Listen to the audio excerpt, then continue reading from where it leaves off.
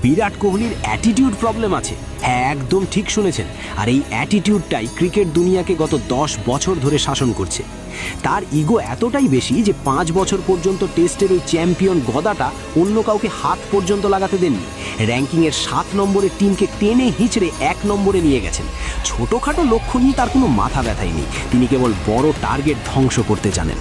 লোকে বলে তিনি সিনিয়রদের সম্মান করেন না, আরে নিজের রেকর্ড ভাঙতে দেখে স্বয়ং ক্রিকেট ঈশ্বর সচিন টেন্ডুলকার চোখ গ্যালারিতে দাঁড়িয়ে হাততালি দিতে বাধ্য করেছেন এই কোহলি। এটাই তার পাওয়ার, এটাই তার দাপট। এক বিশ্বকাপে 700-র বেশি রান, টি-20 বিশ্বকাপে এক হাতে দলকে জেতানো, ক্যাপ্টেন হিসাবে সবচেয়ে বেশি ডাবল সেঞ্চুরি, কিংবা এক আইপিএল সিজনে 973 রান। রেকর্ড বইটা যেন তার ব্যক্তিগত ডায়েরি। আসলে বিরাটের সমালোচনা করা সহজ, কিন্তু তার উচ্চতায় পৌঁছানো অসম্ভব। মানুষটা এখন 100টা সেঞ্চুরির নেশায় ছুটছে। আজ এই পর্যন্তই থাক, নয়তো তার রেকর্ড বলতে বলতে গোটা রাত কাবার হয়ে যাবে।